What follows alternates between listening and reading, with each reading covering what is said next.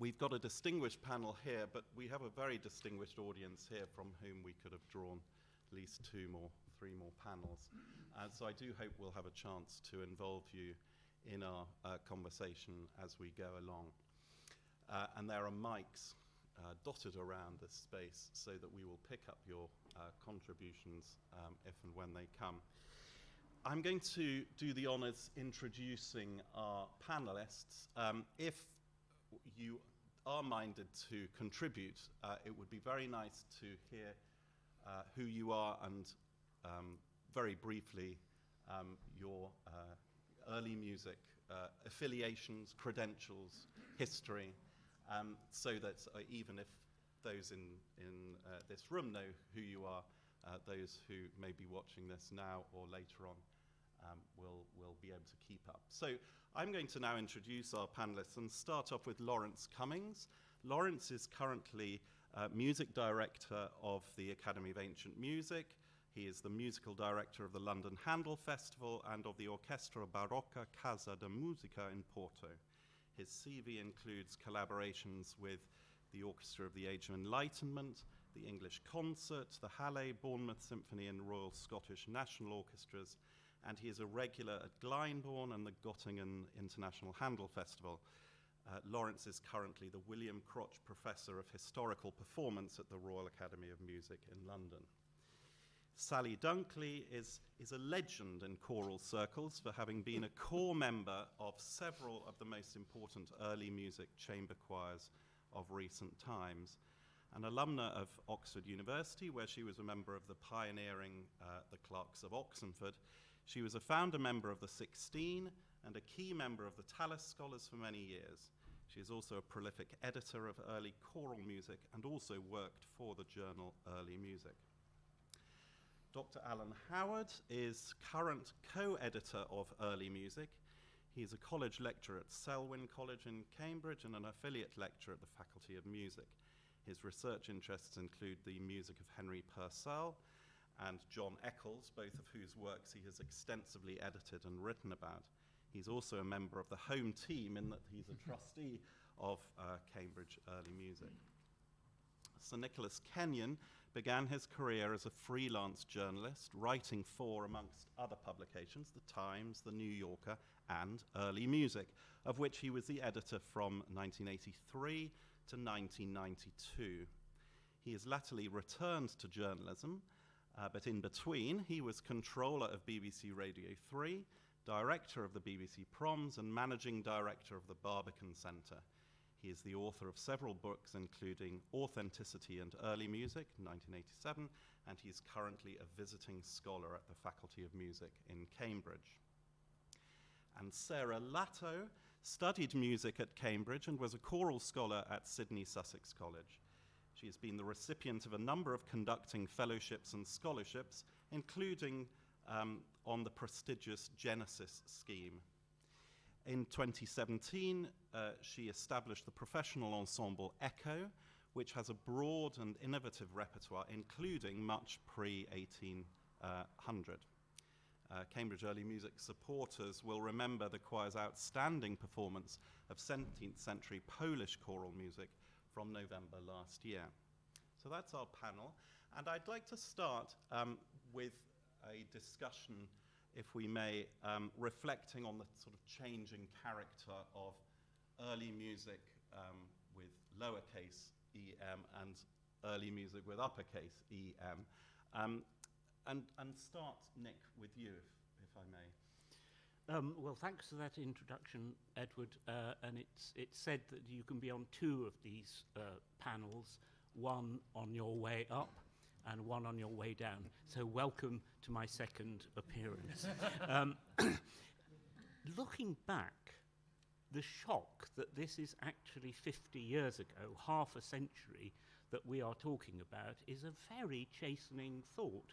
So I dug out the first issue of Early Music from January 1973, and it is almost, and I'm sure Alan will talk about this, an almost unrecognizable journal compared with what it is today, because the world has shifted so much. But the point I wanted to make was, in persuading OUP to start this journal in '73, John Thompson, the founder, really hit the crest of the wave in a most amazing way, because '73 turned out to be the year, as we know, that the Academy of Ancient Music started, that the English concert started, that Taverner Choir started, and in a very important way, it was a moment when the popular consciousness of everything that had been going on for a very considerable amount of time suddenly hit people. I don't want to argue in any way that '73 was the beginning, because, you know, Roger Norrington's Schutt's Choir and John Eliot Gardner's Monteverdi Choir had been around for a decade. David Munro's Early Music Consort had made a huge, huge impact in the previous few years, but it felt like a watershed moment. And I think the question that it's probably worth us thinking about to some extent today is, what has changed? Why did it happen when it happened? That's something I'm very curious about, because there's no easy answer to that question. And what should early music as a movement and as a magazine be in the future? Because there were lots of questions that it raised, and when I became editor, as Edward says, in '83, one of the things that we wanted to start thinking about were the issues that hadn't really been tackled about the whole question of faithfulness to the past, and how literal one could be in recreating past performances, all those things which had sort of been taken for granted in the early years through the sheer excitement of what was going on, but hadn't really been confronted. And that was why in '84 we put together a series of articles on the limits of authenticity, as we naively called it back then. That led on to the book Authenticity and Early Music, and in both of those things, of course, a dominating person was Richard Taruskin, who absolutely, with oppressive rhetoric, quashed everything in sight and basically said that all we were doing was reinventing music in terms of modern performance.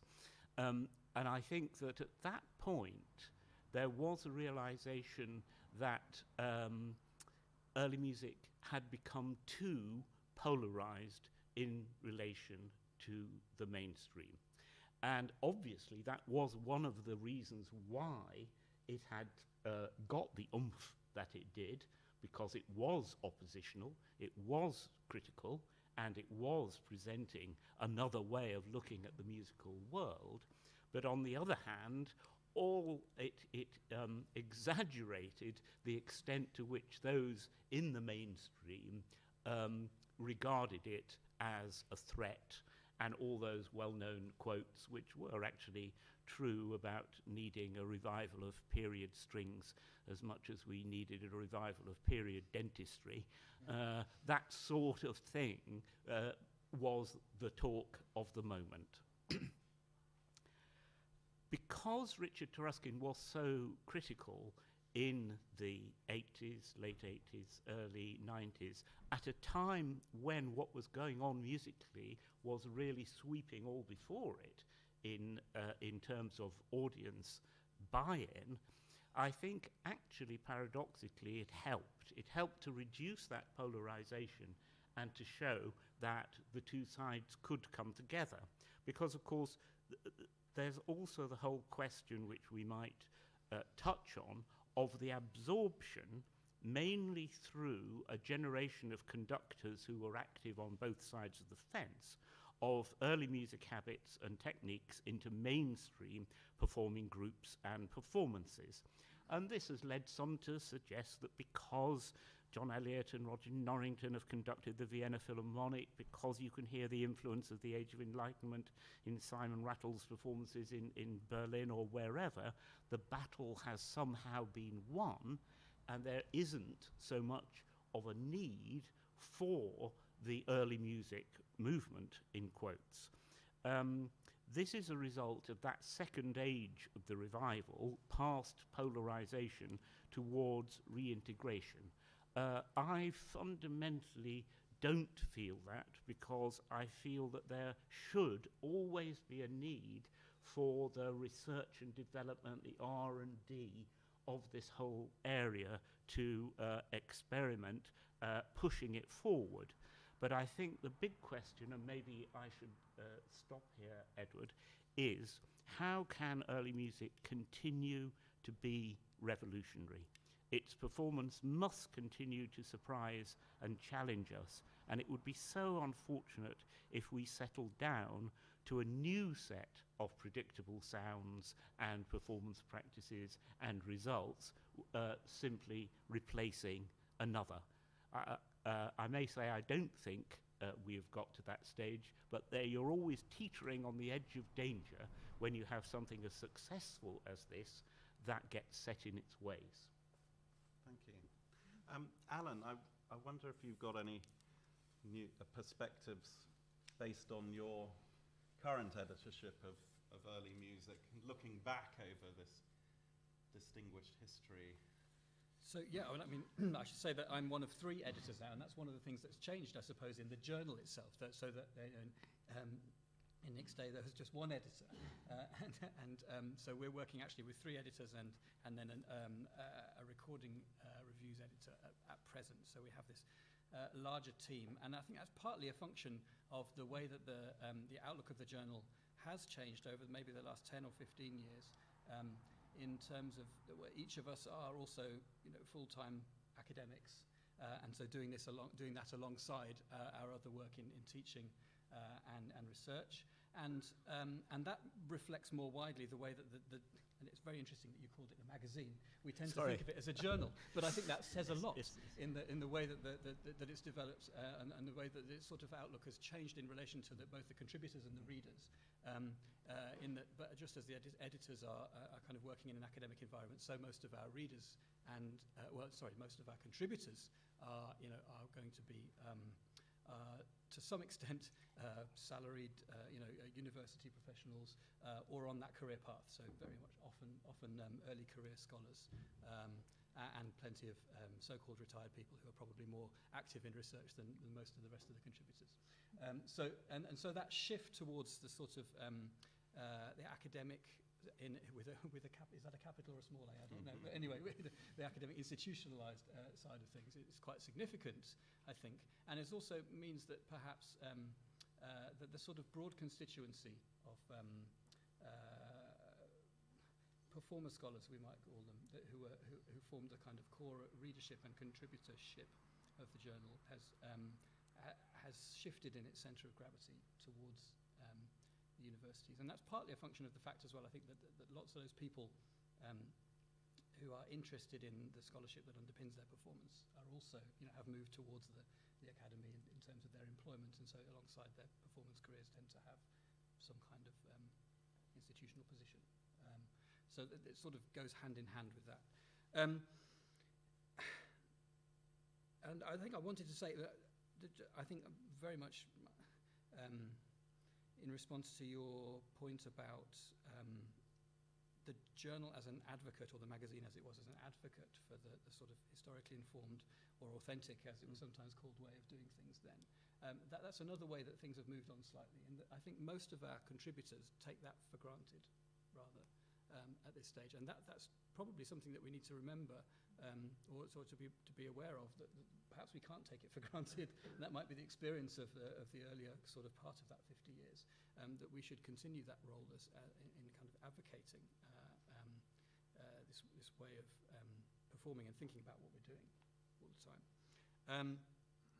So yes, if that battle, whether or not that battle has been won, is an interesting question. But I suppose in one sense it's a good thing that we can. Most of the people that are writing for us and contributing to the journal would assume that when this music is performed today, it would begin from that sort of philosophical aesthetic basis. On the other hand, there's a lot that can be forgotten if you make that assumption right at the outset. And so I think there's Thank you. So there's a lot of scope there for continuing to work on that in that way. And one of the aspects of the journal that we have still from its early days, which was an important part, I think, right at the beginning, was the review section and reviewing recent recordings. So that's the place where we particularly, I think, are still in touch with what's happening from the performer's perspective. And how that section of the journal evolves over the next few years is going to be quite interesting, because in the last few years we've still received lots of recordings on spec just sent to us in the faculty office here, still on CD. And suddenly we're going into a new era now where we won't have a physical base, we don't have an office anymore. Those CDs are not going to be received in the same way, and we're probably going to be reviewing a lot more online material, just because of the way that the logistics of the journal are working out today. So how we direct readers, and I think this is an interesting way of reframing this side of the journal's activities, that it's going to be looking a lot more online, and perhaps we can branch out more and more as we've been trying to do in the last few years, from not just recordings but to other things that are available on the internet, archives, digitized sources. There's a lot more accessibility of information that our readers can look at alongside the scholarly angles that we're publishing in the journal. So I think if we can act as a sort of node, a way into that sort of those sort of resources, I think that's an exciting way forward for journals and other publications like ours. Yes, so shall I leave it there for now? Yes, well, I think at this point we need to start to have some comments from the floor. And I mean, I just think that early music as a journal presents us with a very interesting analogue to the way in which early music is presented, is marketed, is understood and appreciated by audiences, those people who actually pay money to hear this stuff. And so there are plenty of people out here who might have some experiences to share on that. I wonder, and at this point we switch on the floor mics. So anyone like to kick off? Well, as having tried to explain to people when I was first going to York Early Music Festival what I was talking about, people are a bit puzzled by the terminology. Early music it's a bit as with calling people older people or younger people. Early in relation to what? Yeah. It doesn't speak necessarily for itself. Not at all. No. The journal has done features on Chopin. The journal is incredibly varied. So I was looking just before this session at some of our recent articles. We have one just published online on finger cymbal playing in the Roman Empire. So that's 2nd and 3rd century. But we've also published recently on Beethoven's metronome marks. There's something coming up on Boccherini.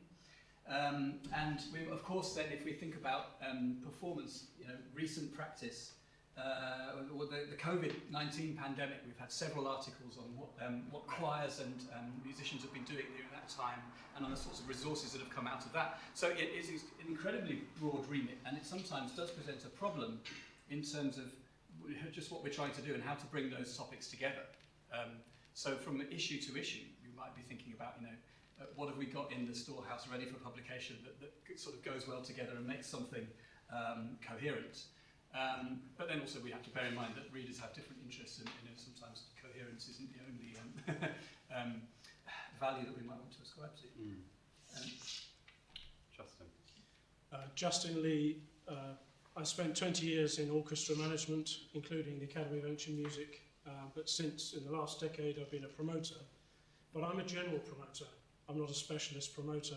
So I have an interest in early music, but I think there are lots of different ways of approaching this, because it seems to me that within the journal or the magazine, you have the much more academic approach, and then the performers have to bring that to life, and there'll be many different ways of doing that, some quite, and that's changed over the years. There are lots of very new, interesting ways of doing that currently.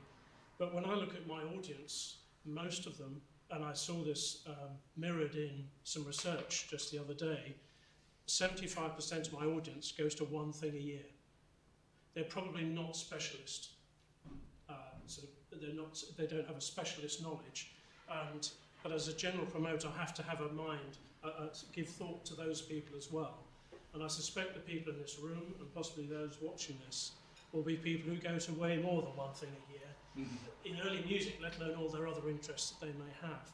And so I think the thing for me is when I'm promoting early music, I probably avoid the byways and the sort of more academic side of things because there are other people here better placed to do that. But also, I'm trying to think about that 75%. And so I think I would never talk about period instruments. I probably wouldn't talk about the historically informed. It's music, it's repertoire, it's, frankly, whether it's from the 12th century or written last year, because I remember, I think OAE about 10, 15 years ago were doing some Stravinsky, if I remember, and that was historically informed in some sense. So, so I just think that there are different perspectives, and as a promoter, I have to try and imagine myself. Well, I see myself as the reasonably informed enthusiast rather than the expert or the authority.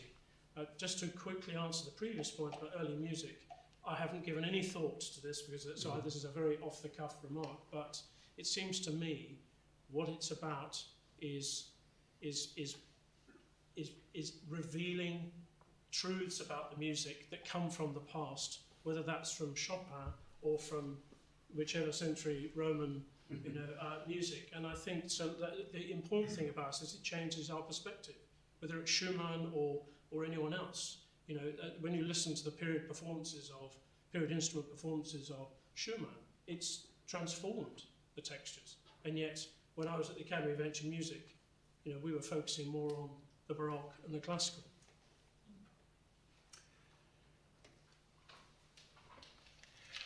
Well, it strikes me that one thing that sort of defines, if you like, early music is that it's a meeting of academics and performers. It's one of the few areas of music where they actually speak to each other, in my experience.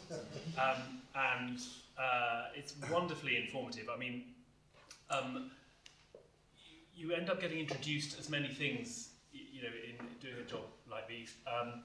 And sort of specialist and expert always makes me cringe a bit because I always feel like I'm starting from scratch and I don't really know anything at all, and I want to delve into the subject and find out as much as I can before I'm ready to start performing. And I think that's what every performer should feel.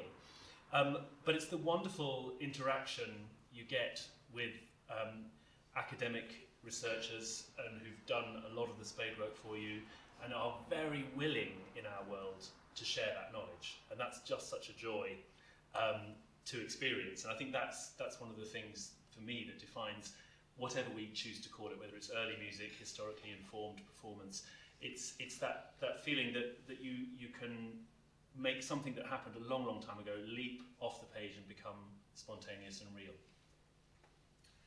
I mean, that relationship between academic and performer is sometimes as productive as you're suggesting. It can also be fairly antagonistic. I have to say that I'll tell you a very quick story, which is how I decided I was going to do a PhD. Was when the Clarks, which was an ensemble I conducted, the Clarks group, did some performances of Macho, and at the reception afterwards, one musicologist came up to me and said, if you ever record this music, you've got to do it with my additions. And then 10 minutes later, another musicologist came up and said, if you're going to record this music, for goodness sake, don't use these additions. And I realised that I had to empower myself because if I were reliant upon others, then I would always be feeling that I was having to defend myself against one or other area. I mean, we've moved neatly into the second topic that I had on my sort of to-do list, which is about the scholar performer. And the scholar performer, the journal Early Music was the playground of the scholar performer, it seems to me, certainly in the early days.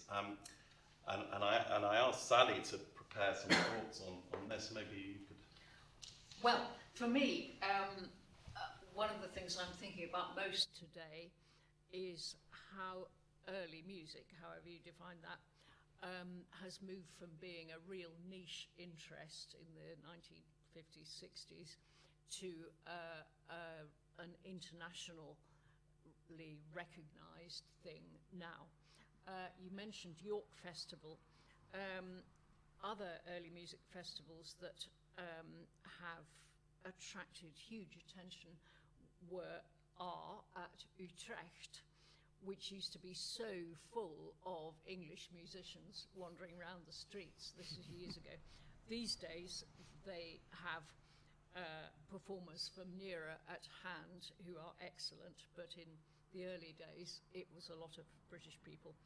To York, as you mentioned, which is a wonderful festival, to Brighton Early Music Festival, which is doing all sorts of interesting things, and also Martin Randall tours.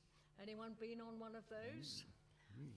My goodness, the perfection of organisation is unlike anything I've ever heard of. Well, among Martin Randall's music-focused tours has been a whole week, several times, a whole week in Oxford, which reflects the liturgical hours interspersed with polyphony as well. So people actually pay to come for a week and have no sleep and do 18-hour days from matins to Compline and Vespers at the right time of day, when it would have, these things would have been performed, sung rather. And that's quite something that that setup is so successful that he's done it about 3 or 4 times now. So that says something for people's extraordinary interest in small parts of the repertoire. I would also say that one of the things that, of course, has changed so much is the standard of performance, which has surely become as professional in every way as all other sorts of music. In my youth, teenage years, you know, you could go to a concert in London, you could watch a group of lovely people coming on stage, tuning for 10 minutes because the instruments really needed tuning, and playing for 2. That's really tough. And then there was David Munro, who came bounding onto the stage holding about 10 instruments with his colleagues, sat down, launched into a load of small pieces kind of in immediate succession, so they were stuck together. And the joy of that he exuded in that music making transformed everything for all of us. Also, his Pied Piper programs on Radio 3 just educated whole generations of people. They may have been intended for children, but they were the best education for adults that you could possibly imagine in my worldview. So those are some of the things that have really changed. Can I come back later? Yes, absolutely. Yeah. I wonder if there's... yes, Roger. Well, early music, let me tell you how I came to it. I was brought up in Bristol and sang in a choir at Clifton College with people like Christopher Purvis and Simon Beale in the 1970s, and I remember going to the record library in Bristol. Actually, I was more interested in picking up the piano concertos by Sirkin, the 20 to 23rd particularly I was fond of. And I remember looking in the corner of that record library, as I tell my friends, and there was an early music section. And I picked up, I can almost remember it, an LP of King's College, Cambridge, the Palestrina Mass, Christus Natus Est. And I was intrigued by this polyphony. At Clifton, we occasionally sang Bird, but not the full part mass. We weren't good enough. We mainly sang Stanford. But I was intrigued by this polyphony, which I've never really sung much of, and then we've been blessed over the last 30 years. Let me tell you about amazing artists, as Sally has said, the quality of early music. You know, Harry Christopher at the 16th has done more than anyone else to proliferate early music and bring the joy of this music to so many people. And but let me tell you something, none of us who promote it, who support it, owners, we're only guardians of this. And what I know as someone who listens to it is, you know, I say to Harry, I love his Lutheran masses with Robin Blaze and Grace and Julia. They're some of my finest recordings in my collections. But let me tell you, Peter Phillips has also been amazing. His recording of Palestrina's Papa Maselli Mass, which I believe when I die I will hear when I lift it out of my body.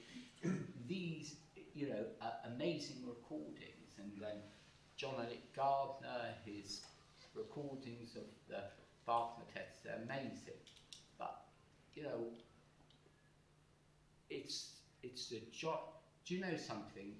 The joy of this music, we have been so blessed over the last 30 years, I can tell you, to have, and Laurence here, and Richard Egar, and we're so blessed as a generation, and with Sally, who's offered so much scholarship also, it's amazing how blessed we are as a generation for the last 30 or 40 years for people who have empathy with this.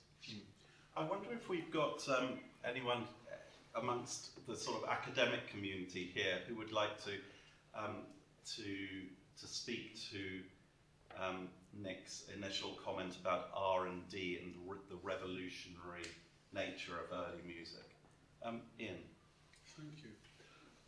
I would like to take issue a little bit with Edward's category of scholar performer by proposing that in fact it's very difficult to imagine any form of scholarship which is relating to music that does not in the end relate to performance.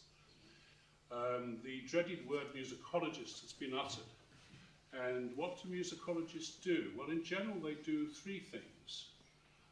One thing they do is very high-level research, which might be in the archives or wherever, and the fruits of that tend to go into highly erudite, specialized journals, like the Journal of the American Musicological Society, for example.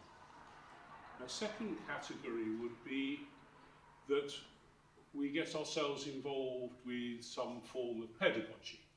So you write manuals about how to do this, that, and the other. This is not necessarily to say things that have never been said before, but it has a purpose, which is, if you like, to disseminate some of the material that might have occurred in the R&D department in jams and so on, in a form that's more accessible. And the third thing that musicologists can do is to be involved in what I like to think of as public musicology. And my suggestion is that performance can be connected to all of those three departments, and that it's a mistake in a way to think that unless your musicologist is talking directly to, I don't know, I'm probably choosing a bad example, how to replicate exactly how to make 18th century bassoon reeds, that unless you're doing that, you're not affecting performance at all. You might be reading 16th century book inventories to find out what was the social categories that actually owned music, and you might have to read an awful lot of them before you came to some conclusions.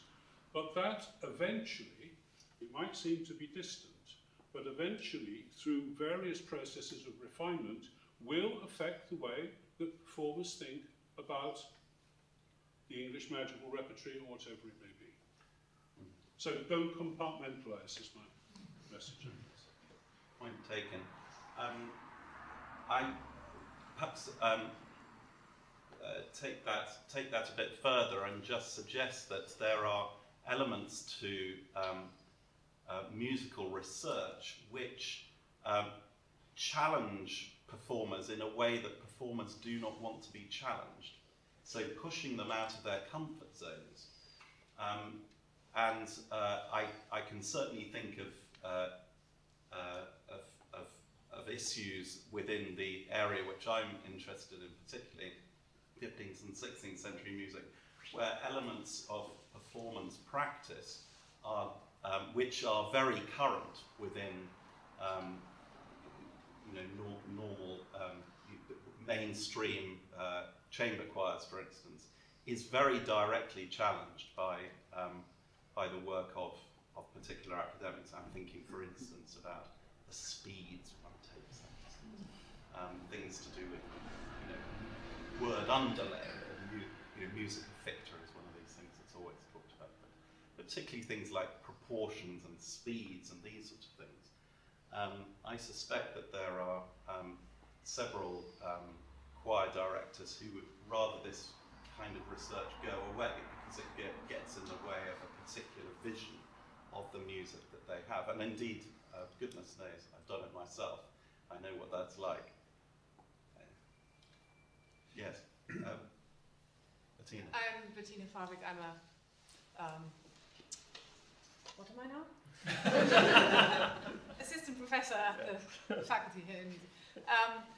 Thank you, Edward. I'm really glad that you pointed out the way in which there can be this push and pull that's very productive. I would only want to add that it very much can go the other way, and I think some of the most productive impulses that we as musicologists might find in the world out there is actually the kinds of things that performers do with the sorts of things that we might take to them, and then things happen that you didn't anticipate. And well, I guess I came of age as a scholar sort of post the authenticity moment, in the sense that the kind of collaborations I've had with performers have been based on a kind of fundamental understanding that what we're doing is finding ways from different angles to be creative with the historical materials that we have, right? And in that sense, the performers' voices in bringing out things that are revolutionary, that are radical, are just as important and valid as a scholar might come and, put out some new stuff that they might want to think about. So in that sense, what I've found really exciting is that there really, for me, hasn't been a sense anymore that the scholars are sort of telling the performers what to do. It really is, it can be a productive, collaborative process where there is this talk back and forth, and I think that's where the potential lies in terms of how early music continues to do things that we might not quite expect it to do. Hi, Christopher Page. Many years ago, I ran a band called Gothic Voices and expect to be taken to heaven by Hildegard of Bingen. On the question of scholars and performers, it seems to me that for much of the repertoire, where there is no mainstream, 16th, 15th, 14th, 13th, 12th, 11th, 9th, and so on, that in fact, that many people are researching on their own and don't need scholars. I mean, there are plenty of websites where those who play the vihuela, or the lute, or the theorbo, or the romantic guitar, or the baroque guitar, or the English guitar, or the sitar, any of them, are engaging in debates of extraordinary detail and erudition, exchanging facsimiles, sending one another PDFs and so on, and most of them are technically amateurs. This is in a way a continuation of the kind of thing that early music had right at the beginning, in that very first issue, which Nick brandished, when early music used to publish things like First Steps on the Crumble, or an introduction to violin music. I mean, that constituency is still there. And there's a very, very great deal of very erudite, homemade musicology going on amongst people who probably never think of consulting a scholar and don't know any. Yes, and then we'll need to move on. John Willan, Cambridge resident, ex-so many things I've forgotten, ex-David Monroe's record producer at EMI, and he always maintained that it was not difficult to play old instruments in tune. I went to Bach cantatas yesterday at the Royal Academy, because I get a free ticket, so I'm an honorary trustee, and they were playing on original instruments. What's the definition of original instruments, and when did they become unoriginal? Thank you. Would you had your hand up. Sorry, Yeah. I was going to come at things from a slightly different angle. My name is Libby Percival, and I've spent my whole career, I suppose, working in early music in various guises as manager, seller, buyer, festival producer.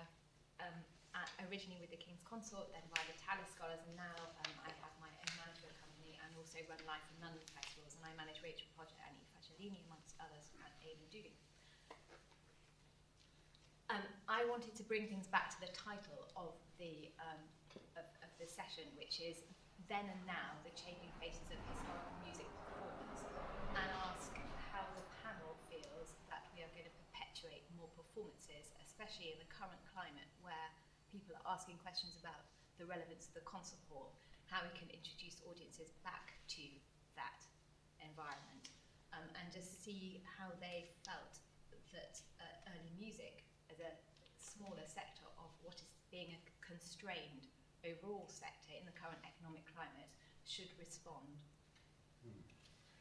Well, perhaps at this point I could introduce our fifth panellist, Sarah Latto, who is working at the coal face and having set up this wonderful ensemble Echo, and you're experiencing presumably all these dilemmas now, including the one that Libby's just articulated. Perhaps you'd like to thanks a lot. I mean, I think there's so much to talk about in terms of what we've discussed today. One point on the kind of scholar-performer question, if it's even a question, is maybe I'm here to represent the youth vote, if I can call myself a youth. But I do know lots of young musicians who have all created their own ensembles, and to me it seems like there's a proliferation of young musicians who are actually being quite entrepreneurial. And Sally knows from the Genesis 16 scheme, which is now in its 10th year, there have been however many young, very, very good professional groups. And I think it's interesting the thing about the scholar question, because I don't really see myself as a scholar. I definitely read articles every time I put a program together, but I always want to talk to academics every time I put a program together. And I've reached out a couple of times to various people, sometimes got a response or not, which has been great sometimes.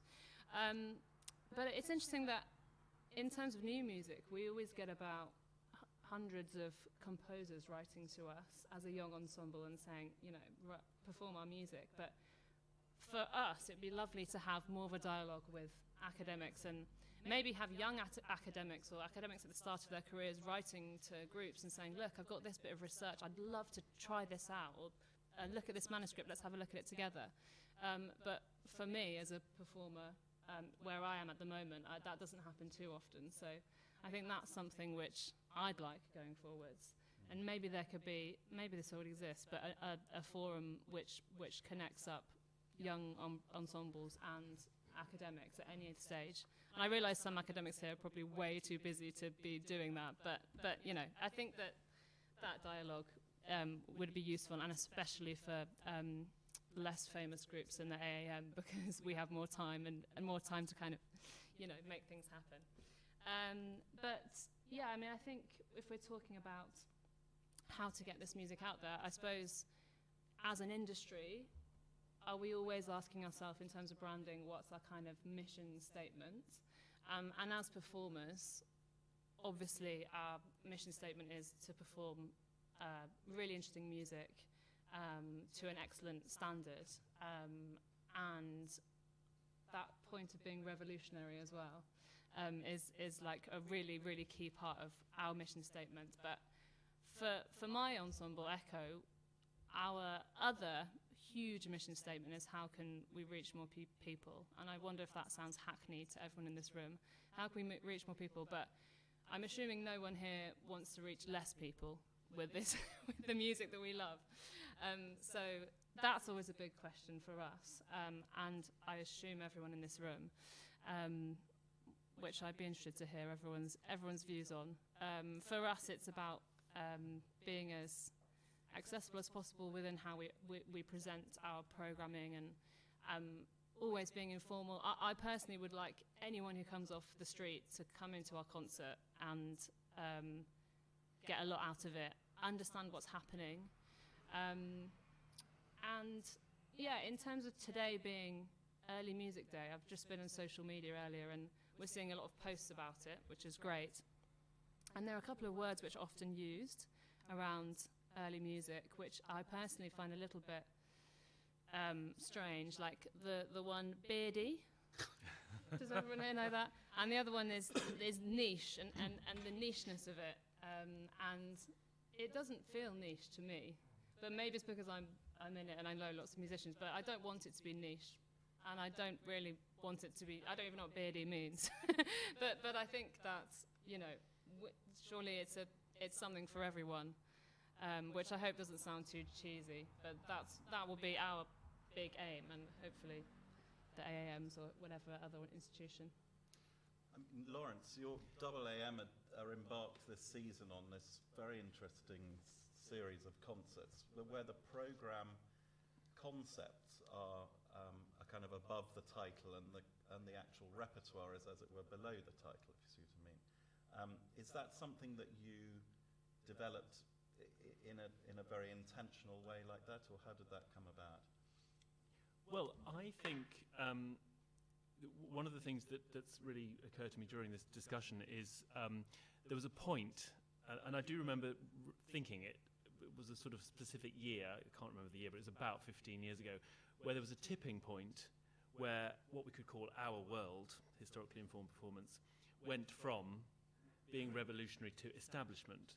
And there's a point now where if you go to a choral society performing a big Handel oratorio, you would expect them to have a Baroque orchestra. Whereas before there would have been a modern orchestra sort of playing. And there's a feeling that because we are now the establishment, we became a little bit too comfortable. I have a big issue about the recording industry, because of course the recording industry captured so many exciting moments in early music, but totally shot itself in the foot by promising that it was as Mozart heard it. And how many times can you hear it as Mozart heard it? Because presumably there's only one time. These absurd claims that actually meant recording has slightly, I mean, it has anyway in general in other media, because it's all changed and there's much less commercial equity to be gained from it. But actually what that's done in our world, I think, is created a real environment where young groups are making their own programs, self-funding most of the time, which I think has hugely changed things, because it means they're much more empowered. They can choose the repertoire because they're paying for it. And so therefore the things can be very, very exciting. And I think young groups that are coming through are all the more exciting for that. And so I suppose in answer to your original question, perhaps unconsciously I feel that if you're going to ask people to come to a concert, you not only have to think about what you're doing, you have to think about what they will get out of it, what they will want, what they will... And you're not going for one person, because that one person does not a concert hall fill. You need to present something that's appealing to a wide audience, also that will give the impression to the people who really know a lot about the music, that you're going to perform it well, that you're going to have done your research, but not to have done, in the way you market it, not to give the impression that you have to know that to enjoy the concert. And that's quite a difficult thing to achieve, I think. But I think that is our job now as performers, is to reach out for people, because, ultimately that's our purpose, is to move the listener. Every treatise that you read will give you lots and lots of information, but there's usually a line which tells you that your job is to move the soul of the listener. And, you know, I think I would say I have also, but some of my colleagues would perhaps take too many liberties in order to do that moving. But actually, better to be moving than not to be moving, you know. And very often you find yourself having to make difficult choices. You know, if you're playing in a 2,000-seater hall, it doesn't matter how many little fine details you get right if you don't find the way to reach the audience. And it's not about playing louder usually, it's about making bigger gestures. But you have to be aware that it's always a symbiotic process and that the listener is as important as the performer. So I think anything that gets that convection current going round the concert hall is what we're after, really. Sally, you had something. Yeah, you introduced the term scholar performer with a hyphen, which I like very much.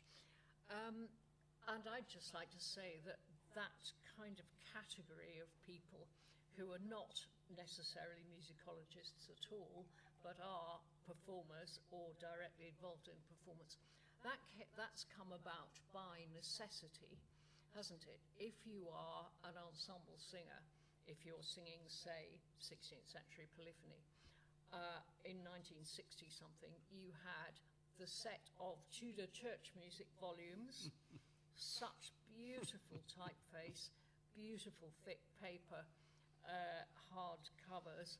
Now, you couldn't hold one volume with one hand, that's for sure, and you certainly wouldn't be able to turn the page.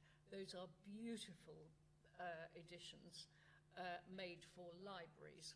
So if you wanted to perform any of that music, you had to hand copy it on your manuscript paper and get it photocopied. Well, I did an awful lot of that, and my handwriting isn't really very good. You get it photocopied then, it was quite hard to find somewhere, and then you staple it down the corners, and then you can't be bothered to staple the spine. People used to complain about my concertina copies, because if you dropped it, you know that there's a concertina. Oh dear, we've moved on a long way since then. So, I mean, now we must all typeset in Sibelius or Dorico or whatever it is we use. We must all typeset our editions, make them look really nice, easy to read in bad light, all those sorts of things. And singers expect that. There are only 2 people I know in the world that have such beautiful calligraphy that's better than a computer program. Only 2 of them, and they're both retired from doing it, really. So there is a role for these people kind of halfway between the 2 who are digging up interesting music in library editions and then presenting it in such a way that it's suitable for performers to use. Quite a useful role. I would like to think I describe myself as something along there, you know, having no qualifications beyond a £25 MA. You know, there's something useful we can do in the world. But then also, of course, there's all those small printing enterprises that have transformed our world. I think first of all of Mappamundi and Bruno Turner, who set it up as a kind of adjunct, quite different to his real business that made the money. And he introduced us all to piles and piles of wonderful Hispanic music, and then all sorts of other music as well in Mappamundi editions, which you could afford to buy a set of and sing from. Thank you, Bruno.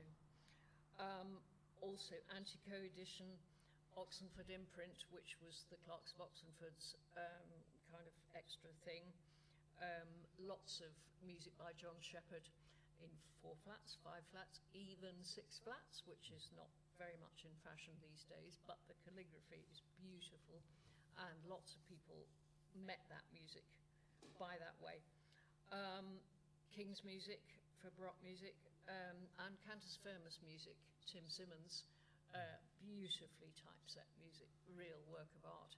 So all those things have enabled singers to perform the music they're interested in, and that's an enormous progress and enormous advance, well away from all niches, so that people, you know, we used to think that music by John Shepherd, Magdalen 1540s, music by John Shepherd in my student days was such a rarity. It was terribly exciting to discover this music and sing it in public.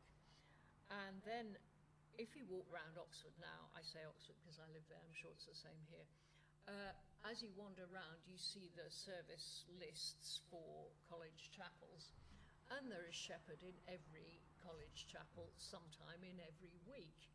It's really amazing, that change that's happened, and I'm very heartened to see that Shepherd has become totally mainstream these days. And then, of course, there are people doing serious reconstruction and publishing of facsimiles and so on. That's a whole other area. But there's so much progress being made, it's very pleasing. So that's such an important issue as to how, Shepherd is the example you gave, but there are so many others, of how many composers that were, as it were, on the periphery of the canon have now become absorbed into the centre of the canon. And partly that is through practical things like editions by E.H. Fellows or Richard Terry or whoever, making them, or Howard Ferguson, I think of in terms of keyboard music, making them available. But it's also to do with the interaction of performers with scholars, which Sarah was talking about and Bettina was talking about. And that really raises a huge issue about the structure of the musical world, because, you know, it's not just performing groups sitting in a room and creating an efficient performance. It's about a really creative interaction between scholars and performers, which can take time and money and and situations in which that can happen. But I'm glad Sally's still got some work and that everybody isn't now just singing from facsimiles, because I think it was Philip Brett who had that nice phrase that if they were, the role of the editor would be reduced to manning the photocopier and brewing the herbal tea. I think we will, in fact, have to draw this to a close, because we're just approaching the half hour. It sounds as if we're a lot more optimistic than I thought that we might be at this stage, particularly with the situation regarding younger groups and the immense amount of activity that is going on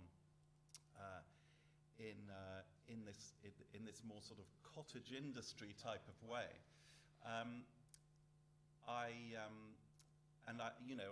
I think that we can take away much to be happy about. I'm still that question of, you know, how we continue to keep it revolutionary is something that I think we will need to carry around with us. And it occurs to me that we don't, you know, the question always arises, what is early music? Well, perhaps we just don't need to worry about answering that question too much. Let's just enjoy it. We have wine still, so please do stick around. But may I now thank very much our panelists for coming and for you for coming.